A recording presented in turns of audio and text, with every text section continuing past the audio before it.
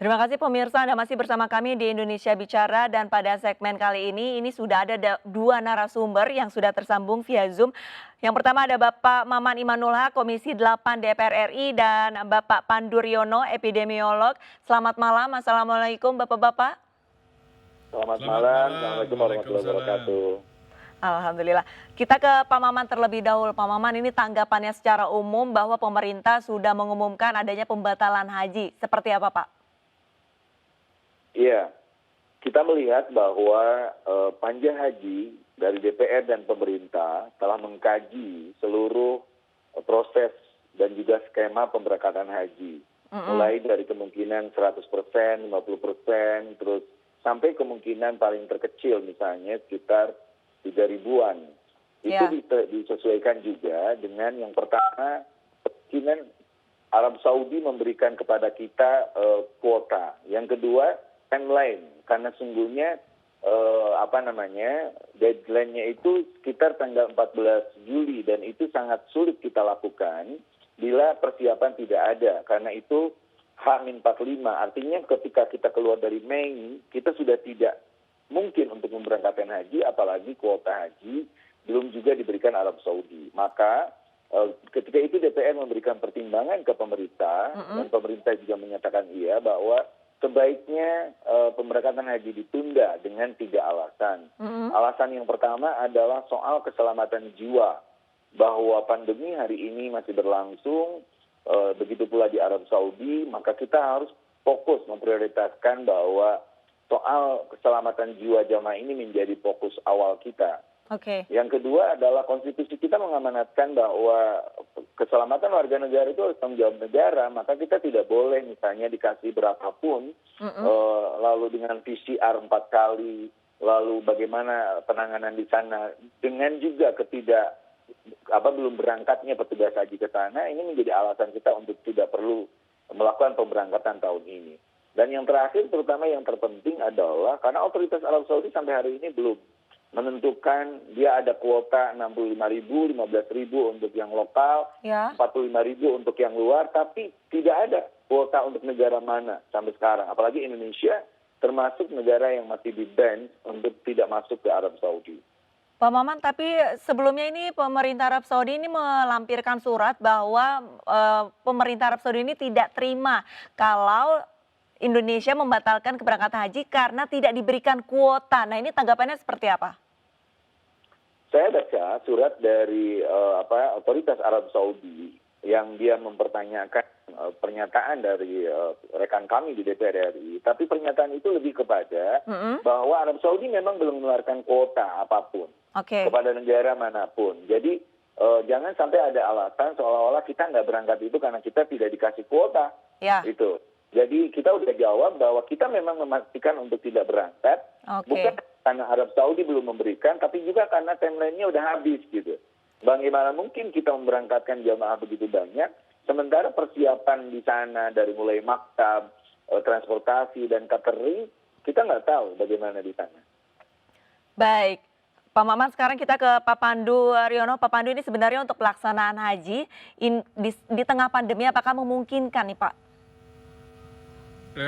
Itu tergantung dari penyelenggara ibadah haji di Arab Saudi ya. Jadi mereka yang mempunyai wewenang penuh untuk mengatur keamanan, karena mereka harus menjamin juga semua tamu yang datang ke Arab Saudi itu betul-betul bisa melaksanakan ibadah haji dengan aman dan tuntas gitu kan. Nah ini yang tidak mudah. Pertama harus dijamin dulu dari negara mana. Arab Saudi itu tegas sekali dalam menghadapi masalah pandemi ini sampai berani meniadakan ibadah haji yang datang dari luar gitu kan. Jadi mereka hanya ibadah hajinya hanya dari dalam saja. Karena apa? Karena nggak mau Arab Saudi menjadi penyebab dari menyebarkan penyakit ini ke seluruh dunia. Nah, kalau itu terjadi kan membahayakan juga karena akan lebih mudah penularannya menjangkiti seluruh dunia. Jadi saya kira ada baiknya ada komunikasi yang terus-menerus karena regulasi yang dibangun di Arab Saudi itu sebenarnya untuk kepentingan jemaah kita juga. Jadi kalau nanti mungkin Arab Saudi membatasi umur tertentu, ya mau nggak mau kita harus ikuti.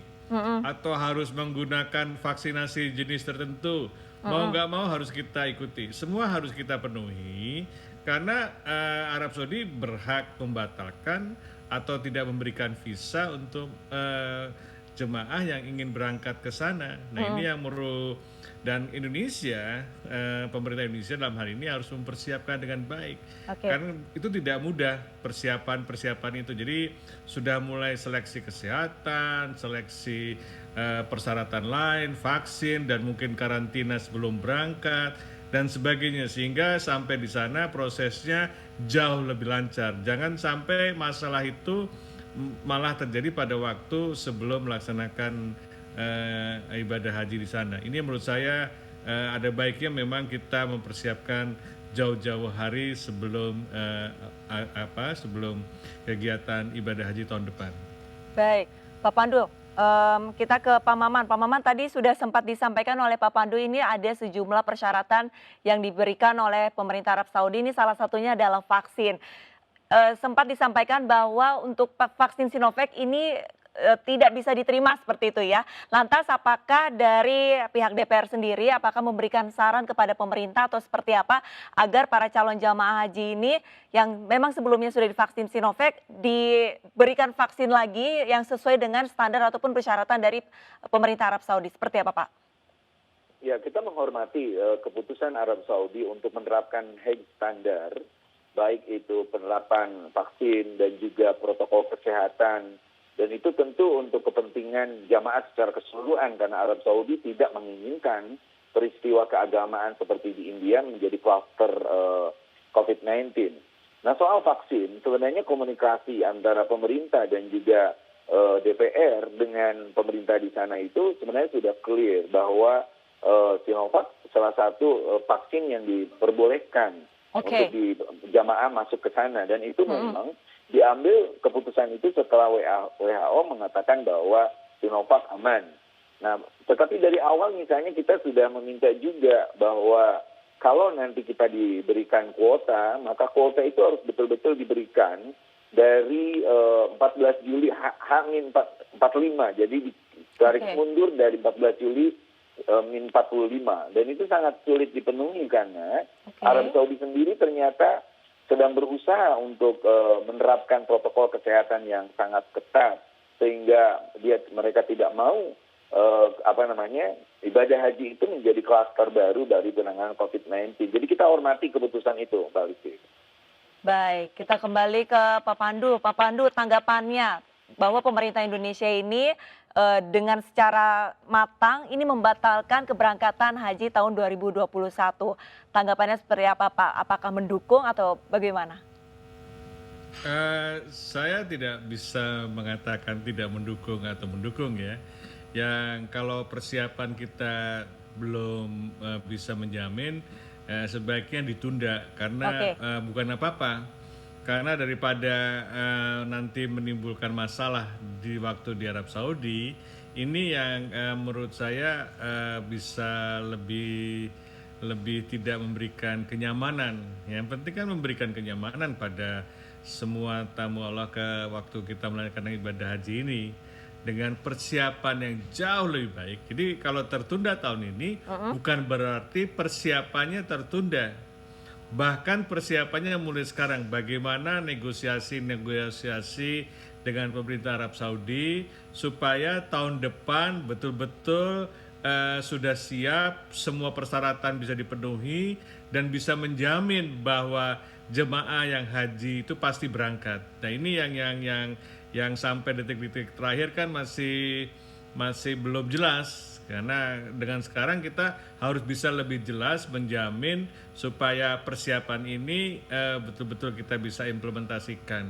Karena pemerintah Arab Saudi bisa saja berubah. Misalnya tiba-tiba terjadi sesuatu, pandemi kita sangat tinggi gitu kan. Mungkin saja mereka melakukan persyaratan dari negara yang Muslim yang masih belum terkendali dibatasi kotanya. Nah itu kan merugikan kita. Kita sudah mengalokasikan cukup banyak, kemudian dibatasi lagi. Nah ini yang supaya negosiasi dan lobbying itu betul-betul bisa memberikan kepastian baik pada pemerintah, baik pada jemaah. Dengan demikian maka semua yang berangkat bisa berangkat dan semua bisa kembali dengan selamat. Pak Pandu, berbicara mengenai perubahan kebijakan, ini sebelumnya pemerintah Arab Saudi ini bisa dikatakan melarang untuk negara yang menggunakan vaksin Sinovac ini untuk menunaikan ibadah haji di Tanah Suci. Tapi berdasarkan dari keterangan WHO, Sinovac ini salah satu vaksin yang aman. Ini tadi juga sudah sempat disampaikan oleh Pak Maman, Sinovac diperbolehkan. Dari pandangan Pak Pandu, ini kenapa pemerintah Arab Saudi ini seperti pilih-pilih seperti itu untuk calon jamaah dari negara A atau negara B atau negara C ini syaratnya adalah vaksin ABC. Pandangannya seperti apa, Pak? Enggak, saya kira pemerintah Arab Saudi akan mengikuti regulasi internasional kan. Kalau mereka mensyaratkan harus mendapat approval dari WHO, Badan Kesehatan Dunia, dan approval WHO kan baru minggu yang lalu gitu kan. Jadi memang agak mepet gitu karena prosesnya tidak mudah. Dan yang siapa tahu juga nanti berubah lagi gitu kan. Kalau terjadi ini kan mutasi virus kan. Kan ini kan pertemuan dari semua jemaah dari semua negara. Nah ini yang saya khawatirkan adalah perubahan-perubahan jenis vaksin yang dianggap bisa mengatasi semua jenis mutasi virus. Karena itulah negosiasinya itu mulai sekarang. Kalau mau dipersiapkan jemaah haji yang betul-betul aman dan tidak berubah-berubah, kita minta kepada pemerintah Arab Saudi supaya tetapkanlah jenis vaksin yang memang menurut mereka bisa dipastikan. Jangan mengubah lagi kebijakan itu karena akan menyulitkan negara yang akan mempersiapkan jemaah haji untuk keberangkatannya. Baik, sekarang kita ke Pak Maman. Pak Maman, pembatalan haji sudah ketok palu seperti itu. Lantas untuk berbicara mengenai pengelolaan dana haji, ini banyak warga. Salah satunya adalah mungkin calon jemaah yang batal haji ini merasa khawatir nih untuk dana hajinya karena ada narasi bahwa untuk dana haji yang sudah dikumpulkan ini justru dipergunakan untuk pembangunan infrastruktur. Nah ini kalau misalkan dari DPR ini tanggapannya seperti apa, Pak?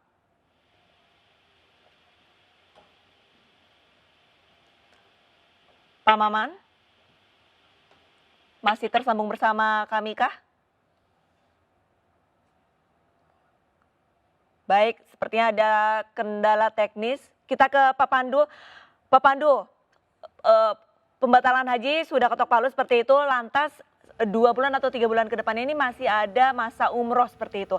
Persiapan apa saja yang harus dilengkapi para calon jamaah umroh pada saat nanti ke Tanah Suci? Ya harus dipastikan bahwa mereka mau berangkat tahun depan gitu. Jadi yang batal berangkat tahun ini siapa yang mengundurkan diri gitu kan? Mungkin saja ada yang mengundurkan diri gitu. Jadi prioritasnya yang batal berangkat tahun ini gitu kan. Terus kemudian pemerintah Indonesia harus bernegosiasi dengan pemerintah Arab Saudi berapa kota yang akan diberikan sehingga juga bisa mempersiapkan berapa jemaah haji yang ini. Apakah ada persyaratan lain? Misalnya umur tertentu. Nah ini yang saya khawatirkan hanya umur tertentu yang diizinkan. Jadi kan tidak seperti dulu lebih longgar batasan umurnya. Jadi ini yang menurut saya kepastian ini yang harus diyakinkan. Karena itulah komunikasi pemerintah Arab Saudi dan pemerintah Indonesia itu nggak boleh putus. Dan tidak boleh kemudian dilepas begitu saja nunggu keputusan. Jangan dilakukan lobby-lobby supaya persiapannya itu betul-betul bisa matang. Baik, sekarang kita coba lagi untuk menghubungi Pak Maman. Pak Maman, sudah dengarkah suara saya? Oke. Pak Maman, pertanyaannya masih sama Pak. Untuk terkendala masalah pembatalan haji, ini banyak warga ataupun calon jamaah ini yang merasa gelisah seperti itu Pak. Dana hajinya karena ada narasi bahwa untuk dana haji yang sudah dikumpulkan pemerintah ini justru dipergunakan untuk pembiayaan infrastruktur. Tanggapannya seperti apa Pak? Yang pertama kita harus yakinkan bahwa dana haji aman. Oke. Bahwa ada sekitar 150 triliun ya dana haji yang dikelola oleh BPKH dan itu siap digunakan kapan saja. Nah, ada beberapa yang dipakai untuk untuk beberapa program kemaslahatan, tapi itu sama sekali tidak pernah mengurangi atau menjadikan kendala untuk keberangkatan haji. Jadi kita yakinkan bahwa hoax tentang COVID, tentang kita tidak bisa bayar jaminan dan sebagainya itu tidak ada. Kita sebenarnya sangat siap untuk berangkat dengan jumlah kuota berapapun, tetapi kita tahu bahwa pertimbangan COVID-19 dan otoritas Arab Saudi itu sendiri yang mencatatkan kita mengambil keputusan untuk menunda keberangkatan. Pak Maman, lantas untuk narasi bahwa pembatalan haji ini salah satunya adalah faktor Indonesia masih berhutang terhadap pemerintah Arab Saudi. Seperti apa Pak tanggapannya? Itu sangat salah ya, kita tidak pernah punya hutang. Sesungguhnya Arab Saudi dalam beberapa komunikasi merasa sangat rugi tidak menyelenggarakan haji setelah 2 tahun berturut-turut, apalagi tidak memasukkan Indonesia, karena Indonesia itu terkenal pertama menjadi penyumbang jamaah haji terbesar, sekitar 220.000, dan umroh per tahun kita itu mencapai sekitar 1,5 juta. Baik. Nah, yang kedua, jamaah haji Indonesia itu terkenal sebagai jamaah haji yang santun, menjaga etika dan sebagainya, dan itu sangat kondusif untuk kenyamanan ibadah jamaah haji yang lain. Dan yang ketiga kita tahu bahwa jamaah haji Indonesia itu sangat sangat senang belanja, Mbak. Jadi sesungguhnya kalau membatalkan kita itu sama dengan mengurangi devisa yang masuk ke kerajaan Arab Saudi. Jadi kalau ada yang membuat iseng seperti itu, seperti Ustadz Ihsan Tanjung, Fadli John, dan sebagainya, itu kelihatan banget mereka nggak ngerti persoalan soal haji. Haji ini soal pemberangkatan hubungan antara dua negara, dan pemberangkatannya bukan hanya pemberangkatan secara traveling biasa. Kita harus memastikan jamaah berangkat, kita harus memastikan jamaah itu aman, selamat, dan juga kita harus memahami keputusan yang dipakai oleh pemerintahan Arab Saudi. Baik, terakhir Pak Maman, lantas untuk DPR sendiri ini bagaimana mengawasi pengelolaan dana haji agar pada saat sudah digunakan seperti itu, ini aman seperti itu, dananya masih ada, pengawasannya seperti apa, bagaimana?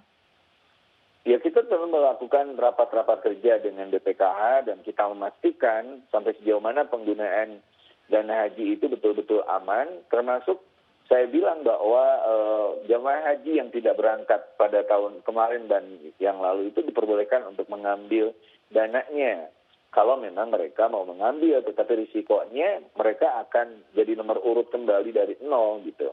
Nah, yang kedua, kita minta agar mereka yang hari ini tidak berangkat menjadi prioritas di tahun yang akan datang. Saya setuju Mas Pandu tadi bahwa kita persiapan aja di tahun 2022. Mudah-mudahan kuota kita bisa nambah sampai 300 atau sampai 350.000. Lalu juga kita tahu kemungkinan ada jamaah haji yang kita sudah mulai mendorong Arab Saudi kalau COVID ini sudah mulai mereda untuk segera memberikan peluang untuk umroh di pasca haji gitu.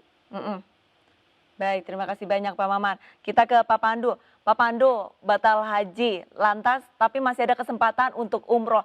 Persiapan dari kesehatan para calon jamaah ini apa yang harus dilengkapi oleh calon jamaah? Apakah kalau misalkan vaksin hanya baru 1 kali, apakah harus tetap dilengkapi 2 kali atau bagaimana, Pak Pandu? Ya, tergantung jenis vaksin yang yang diminta oleh pemerintah Arab Saudi. Jadi itu harus disesuaikan. Ya, kedua jaga kesehatan. Karena umroh itu juga dalam pandemi kan bukan hanya harus berangkat sehat, tapi juga harus pulang dalam keadaan sehat. Ini yang menurut saya bekalnya, latihannya dalam masa pandemi ini memang mungkin berbeda. Jadi dulu mungkin umroh tidak perlu persiapan kesehatan yang cukup. Tetapi sekarang dalam masa pandemi harus ada persiapan khusus bagi jemaah karena kita berada dalam situasi yang sangat berbeda. Dan ingat bahwa kita akan bertemu dengan banyak jemaah di seluruh dunia yang kemungkinan juga ada yang membawa virus yang jenisnya berbeda. Jadi kita jangan sampai walaupun banyak sekali upaya-upaya untuk tidak terjadi, tapi kita juga harus berusaha maksimal itu tetap tidak terjadi. Baik, Pak Pandu, lantas bagaimana nih mengedukasi masyarakat ataupun calon jemaah bahwa untuk keputusan pemerintah membatalkan haji tahun 2021 ini demi keselamatan mereka? Karena ribuan orang dari seluruh dunia ini datang berkumpul untuk menunaikan ibadah haji dan tadi juga sudah disampaikan bahwa kita tidak tahu siapa-siapa saja yang membawa virus. Ini kira-kira edukasinya baiknya seperti apa? Ya, edukasinya harus jujur dan jelas. Kalau perlu kita juga mengundang dari pemerintah Arab Saudi untuk menjelaskan bagaimana. Jadi kan katanya seringkali komunikasi terjadi, mereka nggak percaya lagi sama pemerintah gitu kan, atau tidak percaya lagi sama pihak pengelola yang mempersiapkan ini. Jadi kalau perlu kita juga mengajak pemerintah Arab Saudi untuk ikut membantu. Kemudian juga bisa membantu untuk persiapan yang batal dan masih bisa diberi kesempatan umroh, dan kita bisa minta lobbying untuk kotanya diperbesar ya kan. Dan juga yang paling penting adalah jangan sampai kepastian yang selama ini masih terumbang-ambing itu menjadi tetap terumbang-ambing, jadi harus ada kepastian. Nah, kepastian ini hanya bisa dimungkinkan kalau semua ada komunikasi. Yang sering terjadi adalah kita menunda komunikasi. Nah, ini yang tidak ada tempat untuk bertanya, untuk menyampaikan informasi. Ada beberapa informasi yang berbeda, baik dari anggota DPR, baik pemerintah, baik dari pihak lain, yang menurut saya kita harus satu suara, karena kalau tidak gampang menjadi informasi yang dipelintir atau menjadi hoaks yang merugikan kita semua.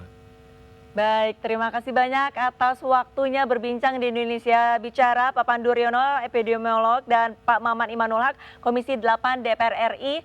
Selamat malam. Selamat malam. Ya pemirsa, demikianlah Indonesia Bicara pada malam hari ini. Live streaming MNC News bisa Anda saksikan melalui aplikasi Vision Plus dan iNews.id. Saksikan pertandingan Piala Eropa hanya di RCTI dan Soccer Channel 101 MNC Vision. Tetap patuhi 3M, menjaga jarak, memakai masker, dan mencuci tangan. Mewakili seluruh kerabat kerja yang bertugas, saya Arlisa Hadi pamit undur diri. MNC News, channel berita pilihan Indonesia. Terima kasih dan sampai jumpa.